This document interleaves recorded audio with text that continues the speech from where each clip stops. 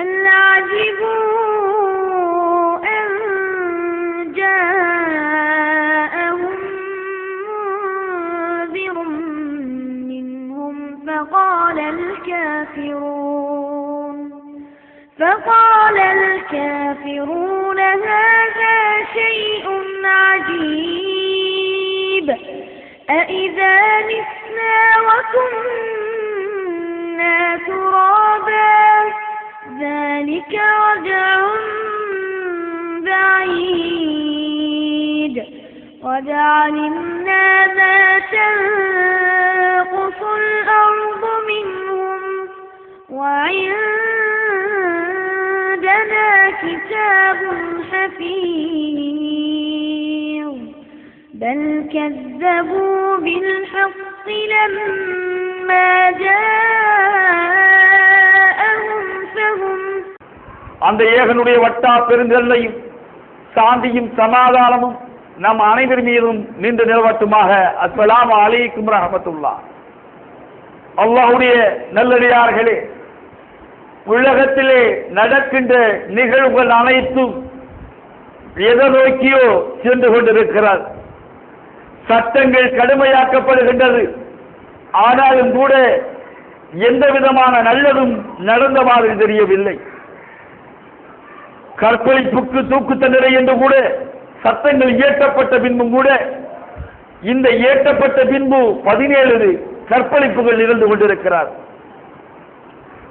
இது அத்தனையும் மாத்திரமல்லாமல் இதோ ஒருவரை நாங்கள் தூக்கிலிட்டு விட்டோம், இவர்களெல்லாம் பயங்கரவாதிகள் தீவிரவாதிகள், இவர்களை தூக்கிலிட்டு விட்டோம், இனிமேல் தீவிரவாதம் வராது என்று சொல்லிக் கொண்டிருக்கும் போதே அடுத்த இடத்திலே பாம்பு வெடிக்கிறது. 13 பேர் அல்லது 15 பேர் கொல்லப்படுகிறார்கள். இதற்கெல்லாம் இந்த நிலைகள் எல்லாம் மாறாமல் இருப்பதற்கு என்ன காரணம்? இந்த நிலையை மாற்றுவதென்றால் எதன் மூலியமாக மாற்ற வேண்டும்? ஆட்சி அதிகாரத்துக்கு இவர்கள் பயப்படவில்லை, இங்கே உள்ள சட்டங்களுக்கு இவர்கள் பயப்படவில்லை, இங்கே உள்ள தண்டனைகளுக்கு இவர்கள் பயப்படவில்லை, அஞ்சவில்லை.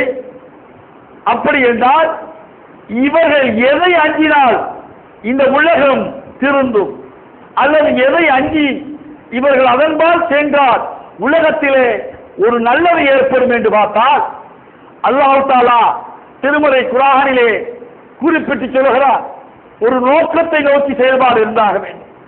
ஏதோ ஒரு எய்மை நோக்கி அல்லது ஒரு குறிக்கோளை நோக்கி நம்மளுடைய செயல்பாடு, நம்மளுடைய திட்டம், நம்மளுடைய திட்டமிடுதல் அனைத்தும் இருக்க வேண்டும்.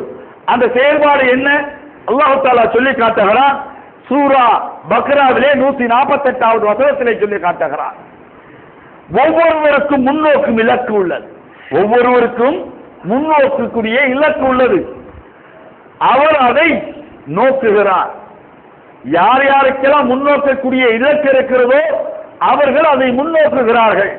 அந்த முன்னோக்கக்கூடிய இலக்கு இருந்தால்தான் ஒரு செயல்பாடு அல்லது ஒரு செயல்திறன் அல்லது ஒரு திட்டமிடுதல் அதை நோக்கி செலுத்த முடியும். அடுத்ததாக அல்லாஹ் தஆலா சொல்லி காட்டுகிறான், எனவே நன்மைகளுக்கு முந்திக் கொள்ளுங்கள். ஒரு செயல்பாடுக்கான நோக்கு இருக்கிறது, எனவே நன்மைகளுக்கு முந்திக் கொள்ளுங்கள். நீங்கள் எங்கே இருந்தாலும் உங்கள் அனைவரையும் அல்லாஹ் கொண்டு வருவார்.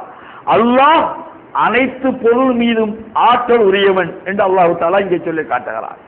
அது என்ன இலக்கு, அது என்ன செயல்பாடு, எதை நோக்கி பயணம், அது நீங்கள் எங்க இருந்தாலும் அதை நோக்கி எப்படி கொண்டு வரப்படுவோம் என்பதை சொல்லுகின்ற போது அல்லாஹ் மறுபடி சொல்லி காண்பிக்கிறான். சூரா பக்ராவிலே 281வது வசனத்திலே அல்லாஹ்விடம் நீங்கள் திரும்பி கொண்டு வரும் நாளை அஞ்சி கொள்ளுங்கள். அந்த இலக்கு என்ன? நீங்கள் அல்லாஹ்விடம் திரும்பி கொண்டு வரக்கூடிய நாள், கொண்டு வரப்படக்கூடிய நாள், அதாவது மறுமை நாள். அதுதான் நம்முடைய இலக்காக இருக்க வேண்டும்.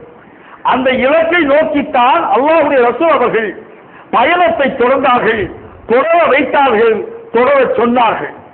நம்முடைய இலக்கு என்பது அதை நோக்கி இருக்கின்ற போதுதான் வெற்றி தோல்வி அல்ல, அங்கே வெற்றி பெற வேண்டும் என்ற நோக்கத்தில் இருக்கின்ற போதுதான், அந்த இலக்கை நோக்கி பயணம் செய்கின்ற போதுதான் நம்முடைய நோக்கம் அனைத்தும் சிறந்ததாக அமைகிறது. அல்லாஹ் இங்கே சொல்லி காட்டுகிறான், அல்லாஹ்விடம் நீங்கள் திரும்பி கொண்டு வரக்கூடிய நாள். அப்ப ஏற்கனவே நாம் அங்கே இருந்திருக்கிறோம், ஏற்கனவே அந்த இடத்தில் இருந்திருக்கிறோம், அவனிடம் இருந்திருக்கிறோம், அவனால் படைப்பிக்கப்பட்டிருக்கிறோம், அவனால் செலுத்தப்பட்டிருக்கிறோம், அவனால் இங்கு கொண்டு வரப்பட்டிருக்கிறோம், அவனால் பாதுகாக்கப்பட்டிருக்கிறோம், அவனால் உணவளிக்கப்பட்டிருக்கிறோம். அத்தனையும் அவனால் நிகழ்ந்திருக்கிறான், அவனே நிகழ்ச்சி கொண்டிருக்கிறான். அதனால் தான் அல்லாஹ் தஆலா இங்கே சொல்லி காட்டுகிறான், நீங்கள் அல்லாஹ்விடம் மீண்டும் நீங்கள் திரும்பி கொண்டு வரப்படும் நாளை அஞ்சிக் கொள்ளுங்கள். பின்னர் ஒவ்வொருவருக்கும் அவர் உழைத்தது முழுமையாக வழங்கப்படும். ஒவ்வொருவருக்கும் நீங்கள் உழைத்தது முழுமையாக வழங்கப்படும். அவர்கள் அநீதி இழைக்கப்பட மாட்டார்கள், அநீதி இழைக்கப்பட மாட்டார்கள். அல்லாஹ் தஆலா தொடர்ந்து சொல்லுகிறார் 3:9 வசனத்திலே சொல்லி காட்டுகிறான், எங்கள் இறைவா, எந்த சந்தேகமும் இல்லாத நாளில் எங்களை நீ ஒன்று திரட்டக்கூடியவன், அல்லாஹ் வாக்கு மீற மாட்டான். ரொம்ப தெளிவான ஒரு வசனத்தை அல்லாஹ் தஆலா நாம் கேட்பது போல சொல்லி அமைத்திருக்கிறார். இறைவா, இறைவா, எங்கள் இறைவா, எந்த சந்தேகம் இல்லாத நாளில் எங்களை நீ ஒன்று கூட்டக்கூடியவன். எந்த சந்தேகமும் கிடையாது அந்த நாளில். அந்த நாளில் சந்தேகப்படக்கூடியதே கிடையாது. கண்டிப்பாக அந்த நாள் இருக்கிறார். அந்த நாள் முன்னிறுத்தப்படுகின்ற போதுதான் அத்தனையும் மாற்றி அமைக்கப்படுகிறது. இந்த உலகத்திலே நாம் தப்பித்துக் கொள்ளலாம். இந்த உலகத்திலே இந்த அரசாங்கத்திடம் எதை வேண்டுமானாலும் சொல்லி தப்பிக்கலாம், எதை காட்டி வேண்டுமானால் மக்களை ஏமாற்றலாம், எதை காட்டி வேண்டுமானாலும் என் குடும்பத்தை ஏமாற்றலாம். ஆனால் அந்த அல்லாஹ்விடம் எதையும் காமித்து ஏமாற்ற முடியாது. அந்த மறுமை நாள் என்பது நிச்சயமானது, நிரந்தரமானது, கண்டிப்பாக நிகழக்கூடியது. அந்த நிகழ்வுதான் அல்லாஹ்வுடைய ரசூல் அவர்கள் உருவாக்கி காட்டிட்டார்களே அந்த சமுதாயத்தை புரட்டி போட்டது. அந்த நிகழ்வுதான் அந்த சமுதாயத்தின் மக்களை, எப்படிப்பட்ட சமுதாயம், தாய்க்கும் தாரத்துக்கும் வித்தியாசம் தெரியாத ஒரு சமுதாயம், ஒரு காட்டுமிராண்டி சமுதாயம், எழுத படிக்க தெரியாத ஒரு சமுதாயம், எந்த விதமான நாகரிகம் கற்றுக்கொள்ளாத ஒரு சமுதாயம், ஒரு நாடோடி சமுதாயம். அந்த சமுதாயம் புரட்டி போடப்பட்டது. எப்படி புரட்டி போடப்பட்டது? அல்லாஹ்வுடைய ரசூல் அவர்கள் எப்படி சொல்கிறார்கள்? அவர்களை அல்லாஹ் ஏற்றுக்கொண்டார், அல்லாஹ்வை அவர்கள் ஏற்றுக்கொண்டார்கள். சுப்ஹானல்லாஹ்.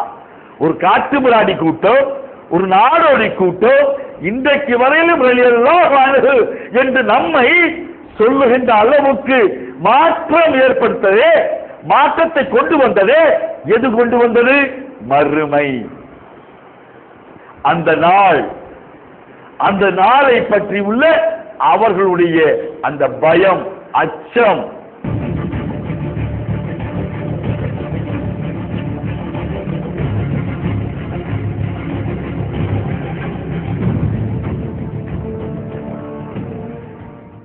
நம்மளுடைய கோரிக்கை, அதற்கு கைமேல் ஆதாரம் என்பார்கள்.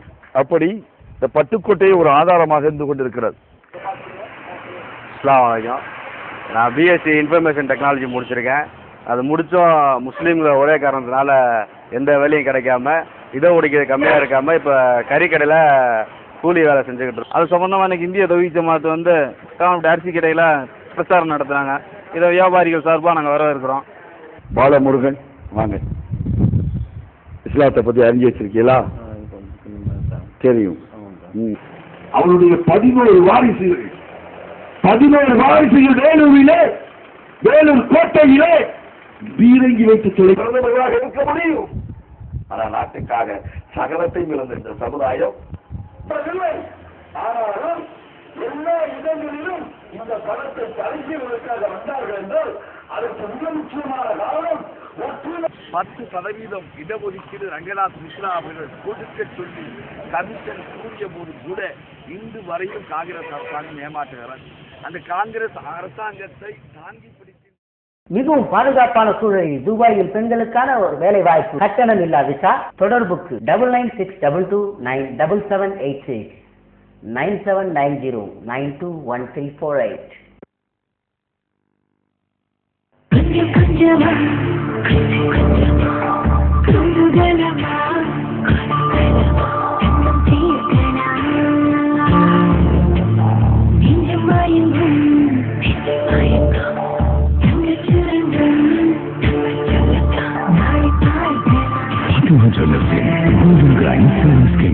இன்று சேருங்கள், தங்கத்தை இனிதான் சேருங்கள். தரத்தில் செய்கூலி சேதாரம் இல்லை. ஃபாத்திமா ஜுவல்லர்ஸ். தரமான தங்க நகைகள், புத்த புது டிசைன்கள், அன்பான உபசரிப்புக்கு Husainiya jewellers. Husainiya jewellers 168 NSC Bose road, Chennai 79. Allah ஒருவன் இருக்கிறார். அந்த நாளிலே நம்மை ஒன்று கூட்டுவார். அந்த நாளிலே யாரும் யாருக்கும் பரிந்துரை செய்ய முடியாது. யாருடைய நன்மை தீமையும் யாருக்கும் பகிர்ந்து கொடுக்க முடியாது. எதுவுமே செய்ய முடியாது. இன்னும் தெளிவாக அல்லாஹ் சொல்லி காட்டுகிறான், பாலூட்டக்கூடிய தாய் அவருடைய ஊட்டக்கூடிய அந்த குழந்தையை மறந்து விடுவாள் என்று சொல்லக்கூடிய அளவிலே, தன்னுடைய தலைவர்கள் தன்னுடைய தொண்டர்களை மறந்து விடுவார்கள் என்று சொல்லக்கூடிய அளவிலே உள்ள நாள் இருக்கிறதே, அந்த நாள் நிச்சயமானது. அந்த நாள் நிச்சயமானது. அதைத்தான் அல்லாஹ் தஆலா இங்கே சொல்லி காட்டுகிறார். எங்கள் இறைவா, எந்த சந்தேகம் இல்லாத நாளில் எங்களை நீ ஒன்று திரட்டுபவன். அல்லாஹ் வாக்கு மீற மாட்டான். அல்லாஹ் ஒரு வாக்கை கொடுத்து விட்டான் என்றால் அந்த வாக்கிலே எந்த விதமான மாறுதலும் இருக்காது. அல்லாஹ் சொல்லி காட்டுகிறார் 357. அல்லாஹ்வின் பாதையில் நீங்கள் கொல்லப்பட்டாலோ மரணித்தாலோ அல்லாஹ்விலிருந்து கிடைக்கும் மன்னிப்பும் அருளும் அவர்கள் திரட்டிக் கொண்டிருப்பதை பற்றி திரட்டிக் கொண்டிருந்தார்களே, அதைவிட மிகச் சிறந்தது. அல்லாஹ்வின் பாதையில் நீங்கள் கொல்லப்பட்டாலோ மரணித்தாலோ அல்லாஹ்விடமிருந்து கிடைக்கும் மன்னிப்பும் அருளும் அவர்கள் திரட்டிக் கொண்டிருந்தார்களே, அதைவிட சிறந்தது. எதையெல்லாம் நாம் திரட்டி வைத்திருக்கின்றோமோ, எதையெல்லாம் நாம் நன்மை என்று நினைத்திருக்கின்றோமோ, அதையெல்லாம் விட சிறந்தது எது என்றால் அல்லாஹ்வின் பாதையில் கொல்லப்படுவது, அல்லது அல்லாஹ்வினுடைய பாதையில் சென்று கொண்டிருக்கின்ற போதே, அல்லாஹ்வின் பாதையில் பணி செய்கின்ற போதே நாம் மரணித்து விடுகின்ற இருக்கிறது, அது சிறந்தது. அந்த மறுமை நாளை பற்றி அல்லாஹ் தஆலா இங்கே கொண்டு நிப்பாட்டுகின்ற போது சொல்லுகிறார், 358 அதை தொடர்ந்து சொல்லுகிறார், நீங்கள் இறந்தாலோ கொல்லப்பட்டாலோ அல்லாஹ்விடமே ஒன்று திரட்டப்படுவீர்கள். நீங்கள் எது செய்யப்பட்டாலும் சரி, யார்கிட்ட கொண்டு வரப்படுவீர்கள்? அல்லாஹ்விடம். மரணித்து விட்ட பின்பா, மண்ணோடு மண்ணாக மக்கி விட்ட பின்பா, எரித்து சாம்பலாக்கப்பட்ட பின்பா, துண்டு துண்டாகளாக மாற்றப்பட்ட பின்பா, இதற்கெல்லாம் பின்பாக நாம் திரட்டப்படுவோமா என்றால் நிச்சயமாக திரட்டப்படுவோம்.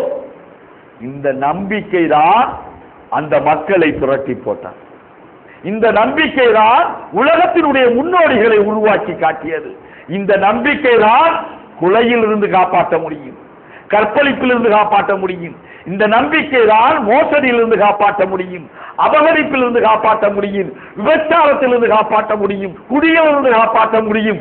இருக்கின்ற அனைத்து பாவங்களிலிருந்தும் இந்த நம்பிக்கை மட்டும்தான் நம்மளை சீராக்க முடியும், நம்மளை சீராக்க முடியும். இந்த நம்பிக்கை இல்லை என்றால் அத்தனையும் பொடி பொடியாகிவிடும், அத்தனையும் தூளாக்கப்பட்டுவிடும், அத்தனையும் சீர்குலைந்து விடும். இந்த நம்பிக்கை மேலோங்கினால் மட்டும்தான் நாம் வெற்றியாளர்களாக, உண்மையான வெற்றியாளர்களாக மாற முடியும். அல்லாஹ் தொடர்ந்து சொல்கிறார், அல்லாஹ்வை தவிர வணக்கத்துக்குரியவன் 487 அல்லாஹ்வை தவிர வணக்கத்துக்குரியவன் வேறு யாரும் இல்லை. எந்த சந்தேகம் இல்லாத கியாமத் நாளில் உங்களை அவன் ஒன்று திரட்டுவான். அல்லாஹ்வை விட அதிக உண்மை பேசக்கூடியவன் யார் இருக்க முடியும்? அல்லாஹ் இங்கே கேள்வியாக கேட்கலாம். எதெல்லாம் உங்களை ஒன்று திரட்டும்? எதை பற்றிய நம்பிக்கை? லா இலாஹ இல்லல்லாஹ் முஹம்மது ரசூலுல்லாஹ் என்று சொல்லிவிட்டால் போதுமா? இல்லை, இல்லை. மறுமை நாளை பற்றிய நம்பிக்கை கொள்ள வேண்டும். அந்த நாளிலே நாம் ஒன்று திரட்டப்படுவோம் என்பதிலே நம்பிக்கை கொள்ள வேண்டும். இல்லை என்றால் நம்முடைய நம்பிக்கை சீரழிக்கப்பட்டுவிடும், நம்ம நம்பிக்கை ஒன்றுமில்லாமல் ஆக்கப்பட்டுவிடும். அல்லாஹ்வை நம்புகிறோம், அல்லாஹ்வுடைய ரசூலை நம்புகிறோம், ஆனால் மறுமையா? அப்படி ஒன்று நிகழுமா? அப்படிலாம் நடக்குமா? நாம் மீண்டும் எழுப்பப்படுவோமா? கேள்வி கேட்கப்படுவோமா? அங்கே ஒன்று திரட்டப்படுவோமா? அங்கே தண்டனைகள் உண்டா என்று எவன் நம்பிக்கை ஏற்று பார்க்கிறானோ அவன் சிதறடிக்கப்பட்டு விடுவான், சீரழிக்கப்பட்டு விடுவான். இஸ்லாத்தினுடைய நம்பிக்கையினுடைய அடிப்படை தகர்ந்து விடும், அடிப்படை தகர்ந்து விடும். அதனால் தான் அல்லாஹ் தஆலா சொல்லுகிறான், அல்லாஹ்வை தவிர வணக்கத்துக்குரியவன் யாரும் இல்லை. எந்த சந்தேகம் இல்லாத கியாமத் நாளில் உங்களை அவன் ஒன்று திரட்டுவான். அல்லாஹ்வை விட அதிக உண்மை பேசக்கூடியவன் யார்? அல்லாஹ் இங்கே கேட்கிறான், என்ன தவிர யாருப்பா உங்கள்கிட்ட உண்மை பேச போறான்? அப்படின்னு கேட்டுவிட்டு அல்லாஹ் தஆலா சொல்றான் 4:38 அல்லாஹ்வின் இறுதி நாளையும் நம்பாது மக்கள் மெச்சுவதற்காக அல்லாஹ்வையும் இறுதி நாளையும் நம்பாது. அல்லாஹ்வை நம்ப மாட்டார்கள், இறுதி நாளை நம்ப மாட்டார்கள். மக்கள் மெச்சுவதற்காக செல்வத்தை செலவிடுவோர் சைத்தானி நண்பர்கள். யாருக்கு சைத்தான் நண்பனாகிவிட்டானோ அவன் கெட்ட நண்பன். அல்லாஹ் தஆலா சொல்றான், அவன் அல்லாஹ்வை நம்ப மாட்டான், இறுதி நாளை நம்ப மாட்டான். ஆனால் வாரி வாரி கொடுப்பான். மக்கள் எல்லாம் செல்வந்தர்கள் என்று சொல்ல வேண்டும் என்பதற்காக வாரி வாரி அல்லாஹ் வழங்குவான். அப்படிப்பட்டவனுடைய நிலை என்ன என்று கேட்டால் அல்லாஹ் இங்கே சொல்லுகிறான், சைத்தானுடைய நண்பனை விட கெட்ட நண்பன் வேற யாராவது இருக்கிறானா என்று அல்லாஹ் தஆலா கேட்டுவிட்டு தொடர்ந்து சொல்லுகிறான் 4:39 அல்லாஹ்வின் இறுதி நாளையும் நம்பி அல்லாஹ் அவர்களுக்கு வழங்கியதை நல்வழியில் செலவிட்டால் அவர்களுக்கு என்ன கேடு ஏற்பட்டுவிடும். அல்லாஹ்வையும் இறுதி நாளையும் நம்பி அல்லாஹ்வின் வழியில் செலவிட்டால் இவர்களுக்கு என்ன கேடு ஏற்பட்டுவிடும். அல்லாஹ் அவர்களை அறிந்தவனாக இருக்கிறான் என்று சொல்லிட்டு தொடர்கிறான். அல்லாஹ் அணுவளவும் அநீதி இழைக்க மாட்டான். 4:40 சொல்றான். 4:40 அல்லாஹ் அணுவளவும் அநீதி இழைக்க மாட்டான். அது நன்மையாக இருந்தால் அதை பன்மடங்காக பெருக்குவான், தனது மகத்தான கூலியை வழங்குவான். அல்லாஹ்வை நம்பி இறுதி நாளை நம்பி அல்லாஹ்வின் பாதையில் செலவிட்டால் பன்மடங்காக்கி விடுவான். அல்லாஹ் பன்மடங்காக்கி விடுவான். அப்ப அல்லாஹ் எங்க கொண்டு வந்து நிறுத்தலாம் பாருங்க. அல்லாஹ்வை நம்புவதோடு இறுதி நாளையும் கொண்டு வந்து நிறுத்துகிறான் அல்லாஹ் தஆலா. அல்லாஹ்வுடைய நம்பிக்கையோடு அல்லாஹ் தஆலா விட்டுவிடவில்லை. இந்த நம்பிக்கை போதும் என்பதோடு விட்டுவிடவில்லை. அல்லாஹ் தன்னுடைய இறுதி நாள், தன்னை சந்திக்கக்கூடிய நாள், தன்னுடைய லாப நட்டங்கள் கணக்கிடப்படக்கூடிய நாள், இறுதியிலே அவ்வளவு பேருடைய திராசுகளும் நிறுக்கப்படுகின்ற அளவை நிறுவை காட்டப்படுகின்ற நாள் இருக்கிறது. அதை பற்றி அல்லாஹ் தஆலா சொல்லுகிறான். சொல்லிவிட்டு தொடர்ந்து சொல்லுகிறான், தம்மைத்தாமே 4:49 தம்மைத்தாமே பரிசுத்தவான்கள் என கருதி கொண்டோரை நீர் அறியவில்லையா? அல்லாஹ் கேட்கிறான். 4:49 கேட்கிறோம். நம்மள சில பேர் இருக்கிறோம் இல்லையா, நம்ம நம்மள மாதிரி உண்டா, என்னை மாதிரி பரிசுத்தவான் உண்டா? நான் வெள்ளை போட்டிருக்கிறேன், ரொம்ப அற்புதமாக இருக்கிறேன், பார்த்தாலும் ஜீனத்தோடு இருக்கிறேன், என்னுடைய தலையிலே தொழுவதற்கான காய்ப்பு இருக்கிறது, அத்தனையும் இருக்கிறது, என்னை விட பரிசுத்தவான் யார் என்று தமக்குத்தாமை சொல்லிக் கொள்கிறானே. அல்லாஹ் இங்கே சொல்லி காட்டுகிறான், தம்மை தாமை பரிசுத்தவான் என கருதி கொண்டோரை நீர் அறியவில்லையா? மாறாக தான் நாடியோரை அல்லாஹ்வே பரிசுத்தவானாக ஆக்குகிறார். யார் பரிசுத்தவான ஆக்கணும்? நீங்களா? உங்களுக்கு நீங்களா? நமக்கு நாமா? இல்ல, அல்லாஹ் அவன் பரிசுத்தவான ஆக்கணும். நம்மளை பரிசுத்தவான ஆக்குகிறான். அவர்கள் அணு அளவும் அநீதி இழைக்கப்பட மாட்டார்கள். அணு அளவு கூட அநீதி இழைக்கப்பட மாட்டார்கள் என்று அல்லாஹ் தஆலா இங்கே வாக்குறுதி சொல்கிறார். அப்ப அல்லாஹ்விட பரிசுத்தவானாக நாம் இருக்க வேண்டும். அல்லாஹ் நம்மளை பரிசுத்தவானாக நினைக்க வேண்டும். நமக்கு நாமே நல்ல உடை அணிந்து விட்டோம், பார்ப்பதற்கு வெளியிலே ஆஹா 5 வேளை தொழுகிறார், 5 ஹஜ் பண்ணியிருக்கிறார், இவரை விட நல்லவர் உண்டா என்று தனக்குத்தானே சொல்ல வைத்துக் கொள்கிறார்களே, அவர்கள் அல்ல பரிசுத்தவான். அவர்கள் அணு அளவும் அநீதி இழைக்கப்பட மாட்டார்கள். அணு அளவு கூட அநீதி இழைக்கப்பட மாட்டார்கள் என்று அல்லாஹ் தஆலா இங்கே வாக்குறுதி சொல்கிறார். அப்ப அல்லாஹ்விட பரிசுத்தவானாக நாம் இருக்க வேண்டும். அல்லாஹ் நம்மளை பரிசுத்தவானாக நினைக்க வேண்டும். நமக்கு நாமே நல்ல உடை அணிந்து விட்டோம், பார்ப்பதற்கு வெளியிலே ஆஹா 5 வேளை தொழுகிறார், 5 ஹஜ் பண்ணியிருக்கிறார், இவரை விட நல்லவர் உண்டா என்று தனக்குத்தானே சொல்ல வைத்துக் கொள்கிறார்களே, அவர்கள் அல்ல பரிசுத்தவான்கள். பரிசுத்தவான்கள் அல்லாஹ் அவர்களை சொல்லல, நான் ஆக்குகிறேன் என்று சொல்கிறார். அல்லாஹ்விடம் போய் பெற்றுக் கொள்வதை நினைக்கிறார்களே, அவர்கள்தான் உண்மையான பரிசுத்தவான்கள். அணு அளவு அவர்களுக்கு அநீதி இழைக்கப்பட மாட்டாது என்று அல்லாஹ் தஆலா சொல்லிவிட்டு 4:124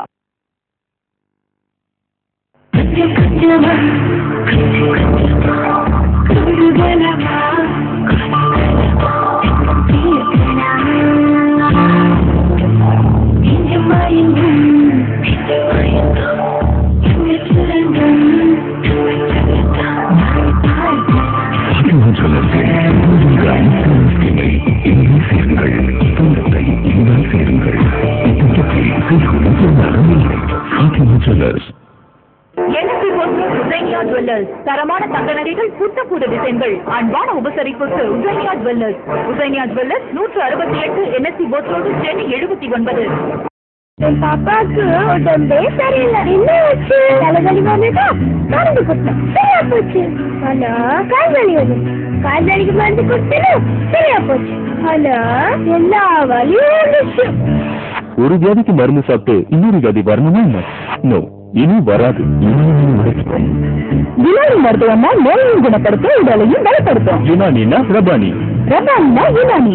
டாக்டர் ஹக்கீம் S.A. சையத் சத்தார், ரப்பானி வைத்தியசாலா, ராயப்பேட்டை, சென்னை. இந்த நிகழ்ச்சி தொடர்ந்து வர வாழ்த்தும் நெஞ்சங்கள்.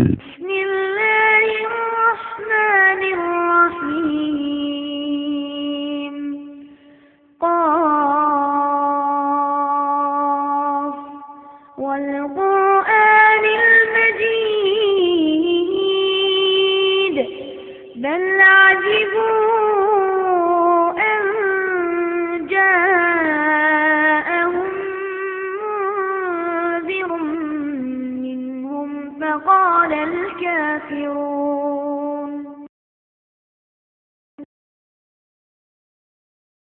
அந்நிசாவுல 124வது வசனத்தில் சொல்கிறார், ஆண்களிலோ பெண்களிலோ நம்பிக்கை கொண்டு நல்லறங்கள் செய்தோ சொர்க்கத்தில் நுழைவார்கள், சிறிதளவும் அவர்கள் அநீதியிழைக்கப்பட மாட்டார்கள்.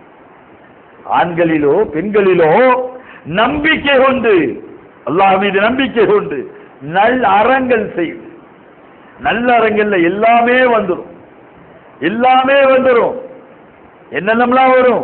தொழுகை வரும். தொழுகை அடிப்படையாக இருக்கின்ற தொழுகை வந்து மூமின்களை வேறுபட்டு காட்டுவது எதுவென்றால் அல்லாஹ்வுடைய ரசூல் அவர்கள் சொல்கிறார்கள், தொழுகை. சொர்க்கத்துடைய திறவுகோல் எது? தொழுகை. சொர்க்கத்துக்கு போகணும்னு நினைக்கக்கூடியவன் முதல்ல எடுக்க வேண்டியது தொழுகை. அந்த தொழுகையும் எப்படி இருக்கணும்? பாராமுகமாக இருக்கக்கூடாது, பிறருக்கு காட்டுவதற்காக இருக்கக்கூடாது, பிறருக்கு பார்க்கிறார்கள் என்பதற்காக இருக்கக்கூடாது. நம்முடைய தொழுகை எப்படி இருக்க வேண்டும்? 5 வேளை ஜமாத்தோடு இருக்க வேண்டும். ஜமாத்தோடு தொழுகின்றவர்களுடைய தொழுகை சிறந்ததாக இருக்கின்றது. ஏனென்றால் அல்லாஹ் பன்மடங்கு ஆக்குகிறார். பன்மடங்கு 70, 72, எத்தனை மடங்கு வேண்டும் உனக்கு? அவ்வளவு மடங்கு ஆக்கிக் கொள்கிறான் அல்லாஹ். அல்லாஹ்வுடைய ரசூல் மிக தெளிவாக சொல்கிறார்கள். அப்படிப்பட்டதாக தொழுகை நம்மிடம் இருக்கிறதா? அந்த அடிப்படையில் நல்லறம் இருக்கிறதா? அந்த அடிப்படையில் தான் செய்து கொண்டிருக்கிறோமா? என் ரப்பு பார்த்து விடுவார். தூங்குவதையும் என் ரப்பு பார்த்துக் கொண்டிருக்கிறார், எழுவதையும் என் ரப்பு பார்த்துக் கொண்டிருக்கிறார், நான் நிற்பதையும் பார்த்துக் கொண்டிருக்கிறார். என் தொழுகையிலே நான் ஓர்மையோடு தொழுகிறேனா இல்லையா என்பதையும் என் ரப்பு என்னை கண்காணித்துக் கொண்டிருக்கிறார் என்ற எண்ணம் எப்போது மேலோங்குகிறதோ அப்போதுதான் அந்த தொழுகையிலே உயிரோட்டம் இருக்கும், உயிரோட்டம் இருக்கும். அப்படிப்பட்ட நல் அறங்களிலே முதன்மையாக இருக்கக்கூடியது தொழுகை. தொழுகை, அந்த தொழுகையை பெற்றுக் கொள்ளக்கூடியவர்களாக நாம் இருக்கிறோமா என்பதை நமக்கு நாமே உரசி பார்த்துக் கொள்வோம். ஆண்களிலோ பெண்களிலோ நம்பிக்கை கொண்டு நல்லறங்கள் செய்தோ சொர்க்கத்தில் நுழைவார்கள், சிறிதளவோ அவர்கள் அநீதி இழைக்கப்பட மாட்டார்கள். அதில் அல்லாஹ் தொடர்ந்து சொல்றான், 21:47 சொல்லுகிறான், கியாமத்து நாளுக்காக அநீதி நீதியான தராசுகளை நிறுத்துவோம். கியாமத்து நாள், அதாவது இறுதி தீர்ப்பு நாள் இருக்கிறது, அதில் நீதியான தராசுகளை நிறுத்துவோம். எவருக்கும் சிறிதளவு அநீதி இழைக்கப்பட மாட்டார். ஒரு கடுகு விதையளவு இருந்த போதும் அதனை கொண்டு வருவோம். கணக்கெடுத்ததில் நாமே போதுமானவன் என்கிறான் அல்லாஹ். கணக்கெடுக்கிறதுக்கு வேற யாரெல்லாம் வச்சுக்கிற மாட்டேன்டாப்பா, நானே போதுமானவன் அப்படின்னு சொல்லிட்டு 10:49 சொல்லி காட்டுகிறான். எப்படி கணக்கெடுப்போங்கிறது அல்லாஹ் தஆலா சொல்லி காட்டுகிறான். பதிவேடு வைக்கப்படும். இந்த கியாமத்து நாள்ல பதிவேடு வைக்கப்படும். அதில் உள்ளவற்றின் காரணமாக குற்றவாளிகள் அச்சமடைந்திருக்க காண்பி. பதிவேடுகள், பதிவு செய்யப்பட்ட ஏடுகள் கொண்டு வந்து வைக்கப்படும். நாம் செய்த நன்மை தீமை அனைத்தும் பதிவு செய்யப்படும். நம்மளுடைய நடைமுறைகள் அத்தனையும் பதிவு செய்யப்படும். நாம் செய்தது அத்தனையும் அப்பளுக்கில்லாமல் பதிவு செய்யப்பட்டிருக்கும். ஒவ்வொரு வினாடிகளும் பதிவு செய்யப்பட்டிருக்கும். ஒவ்வொரு மைக்ரோ பாயிண்ட்ஸும் பதிவு செய்யப்பட்டிருக்கும். அதை வச்ச உடனே குற்றவாளிகள் அச்சமடைவார்களாம். அச்சமடைவதை காண்பீர். இந்த ஏட்டுக்கு என்ன வந்தது? இந்த ஏட்டுக்கு அவர்கள் சொல்வார்களா, இந்த ஏட்டுக்கு என்ன வந்தது? சிறியதையோ பெரியதையோ ஒன்று விட்டால் ஒன்று விடாமல் பதிவு செய்து உள்ளது. அந்த ஏடு சிறியதும் பெரியதுமாக எதையுமே விடாமல் பதிவு செய்து உள்ளதே என கூறுவார்கள். தாங்கள் செய்தவற்றை கண் முன்னே காண்பார்கள். அல்லாஹ் விரிப்பான், திரையா விரிப்பான். நம்ம எதையெல்லாம் மறக்கிறோமோ அதெல்லாம் அங்க படங்களாக வரும், காட்சிகளாக வரும். நம்ம செய்த தவறுகள் மறைந்து அடுத்தவனுக்கு கொடுக்காமல் மறைத்தது வரும். அடுத்தவர்களுக்கு தெரியாமல் ரகசியமாக செய்த தவறுகள் வரும். இருட்ட அறைதானே, யாருக்கும் தெரியாது என்று தெரிந்த தவறுகளை நிகழ்த்தினோமே அது வரும். மோசடி செய்தோமே, அந்த மோசடி யாருக்கும் தெரியாது என்று கணக்கெழுதினோமே அது காட்சிகளாக வரும். எதையும் மறுக்க முடியாது, எதையும் மறுக்க முடியாது. அப்போ அந்த நாள்ல அந்த பதிவேட்டை அந்த அணுவளவு கூட இல்லாமல் செய்து விட்டதை என்று சொல்லக்கூடியவர்கள் கூறுவார்கள். தாங்கள் செய்தவற்றை கண் முன்னாடி காண்பார்கள். உமது இறைவன் யாருக்கும் அநீதி இழைக்க மாட்டார். 17:71 அல்லாஹ் தஆலா சொல்லி காட்டுகிறார். ஒவ்வொரு சமுதாயத்தை அவரவரின் தலைவருடன் நாம் அழைக்கும் நாள். ஒவ்வொரு சமுதாயத்தை எப்படி அழைப்பா அல்லாஹ் தஆலா? அந்தந்த நபிமார்கள் அந்தந்த தலைவர்களோடு அழைப்பா. அந்த நாளில் தமது பதிவேடுகள் வலதுகையில் கொடுக்கப்பட்டோர் தமது பதிவேட்டை வாசிப்பார்கள். அணுவளவும் அவர்களுக்கு அநீதி இழைக்கப்பட மாட்டாது, அணு அளவும் அநீதி இழைக்கப்பட மாட்டார்கள் என்று அல்லாஹ் தஆலா இங்கே சொல்லி காட்டுகிறார். 147 சொல்லி காட்டுகிறான். நமது வசனங்களையும் மறுமையின் சந்திப்பையும் பொய்யென கருதியோடு செயல்கள் அழிந்துவிடும். அவர்கள் செய்தவற்றை தவிர வேற எதையும் அவர்கள் கூலியாக பெற்றுக் கொள்வார்களா? அவங்க செய்ததைத்தான் கூலியா பெற்றுக்கிடுவாங்க. அது எப்படி இருக்குங்கிறது அல்லாஹ் தஆலா சொல்றா. 6:160 நன்மை செய்தோருக்கு அதுபோன்று 10 மடங்கு பரிசு உண்டு. தீமை செய்தோர் தீமையின் அளவில் தண்டிக்கப்படுவார்கள். அவர்கள் அநீதி இழைக்கப்பட மாட்டார்கள். அல்லாஹ் தஆலா விசாலமாக சொல்லி காட்டுகிறார். நம்ம செய்ததுக்கு 10 மடங்கு, 1 மடங்கு 2 மடங்கு அல்ல. நம்ம செய்கின்ற ஒவ்வொரு நன்மைக்கும் 10 மடங்கு கிடைக்கிறது. நல்ல அறங்கள் செய்வதற்கு 10 மடங்கு, எல்லா நன்மைகளுக்கும் 10 மடங்கு கிடைக்கிறது. தொழுகையில் ஆரம்பித்து நோம்பிலிருந்து, ஜக்காத்திலிருந்து, சதகாவிலிருந்து, ஹஜ்ஜிலிருந்து, அது மாத்திரமல்லாமல் அண்டை வீட்டாரை நீங்கள் பாதுகாத்தீர்களே அதுக்கு, அண்டை வீட்டாளர்களுக்கு குளம்பளித்தீர்களே அதுக்கு, அண்டை வீட்டாரிடம் நன்மையாக பேசினீர்களே அதற்கு, நீங்கள் இன்முகத்தோடு சிரித்தீர்களே அதற்கு, நல்லதையே சொன்னீர்களே அதற்கு, அடுக்கிக் கொண்டே போகலாம். அத்தனை நல்லறங்களுக்கான கூலியும் அல்லாஹ்விடம் இருக்கிறது, அல்லாஹ்விடம் இருக்கிறது. அது 1க்கு 10 கொடுக்கப்படும். தீமையாகத்தான் அல்லாஹ் தஆலா கணக்கெடுக்கிறான். அதை 10 கூட நமக்கு தண்டிக்கல. தீமையை அந்த தீமைக்கு உள்ளவர்களை தான் தண்டிக்கிறான். அல்லாஹ் பாதுகாக்க வேண்டும். அதே போல அல்லாஹ் தஆலா சொல்லி காட்டுகிறான். பாவங்களின் வெளிப்படையானதையும் ரகசியமானதையும் விட்டு விடுங்கள். அல்லாஹ் கடைசியா எச்சரிக்கிறான். 6:120 பாவங்களில் வெளிப்படையானதையும் ரகசியமானதையும் விட்டு விடுங்கள். பாவம் செய்தோ தாம் செய்து வந்ததன் காரணமாக தண்டிக்கப்படுவார்கள் என்று அல்லாஹ் அச்சமூட்டி எச்சரிக்கை செய்கிறான். இந்த எச்சரிக்கையிலிருந்து நாம் பாடம் கற்றுக் கொள்வோம். கண்டிப்பாக மறுமை நாள் ஒன்றுதான் அங்கு மீண்டும் சந்திக்க போகிறோம் என்ற அந்த நினைப்பொன்றுதான் ஒருவனை நல்லவனாக, சிறந்தவனாக, நன்மை செய்யக்கூடியவனாக இந்த உலகத்திலே பிறருக்கு நன்மை பாராட்டி தனக்கு நன்மை செய்து தன் குடும்பத்துக்கும் நாட்டுக்கும் நன்மை செய்யக்கூடியவனாக மாற்றும். எந்த தண்டனைகளாக இருந்தாலும் சரி, அந்த இறைவனிடம் பெறுகின்ற தண்டனை தான் பெரிதென்று எவன் எண்ணுகிறானோ அந்த சந்திப்பிலே அல்லாஹ்விடம் தண்டனையை பெற்றுவிடக் கூடாது, அவனிடம் பரிசு பட வேண்டும் என்று எண்ணுகிறானோ, அந்த மறுமையிலே வெற்றியாளனாக நிற்க எவன் எண்ணுகிறானோ அவன்தான் உண்மையான வெற்றியாளன். அதற்காகத்தான் இந்த உலகம் சிருஷ்டிக்கப்பட்டிருக்கிறது. இது அத்தனையும் நமக்கு எல்லாம் பரீட்சை நடக்கின்ற இடம். இது நமக்கு சிறிது காலம் அல்லாஹ் இளைப்பாறுதலுக்கு தந்திருக்கிறான். நாம் எப்படி செயல்படுகிறோம் என்பதை பார்ப்பதற்காக இந்த உலகத்தை தந்திருக்கிறான். இந்த உலகம் என்பது இளைப்பாறுதலுக்குரியது, பரீட்சை ஸ்தலம், பரீட்சை ஹால். இந்த ஹால்ல நம்ம எப்படி எழுதுறோமோ அந்த அளவுக்கு தான் வெற்றி பெற முடியும். அப்படி வெற்றி பெறக்கூடிய நேரத்திலே நீங்களும் நானும் எந்த கேள்விகளுக்கும் கேட்காமல் சொர்க்கம் புகக்கூடிய ஒரு கூட்டம் இருக்கிறது என்று அல்லாஹ்வுடைய ரசூல் அவர்கள் சொல்கிறார்களே, அப்படிப்பட்ட கூட்டத்திலே அல்லாஹ் உங்களையும் என்னையும் ஆக்கி அருள்வானாக. இந்த நிகழ்ச்சி பற்றிய உங்களின் மேலான கருத்துகளையும் ஆலோசனைகளையும் விளம்பரங்களையும் நாங்கள் எதிர்பார்க்கிறோம். நீங்கள் தொடர்பு கொள்ள வேண்டிய முகவரி நம்பர் 81 திருச்சென்னை 1.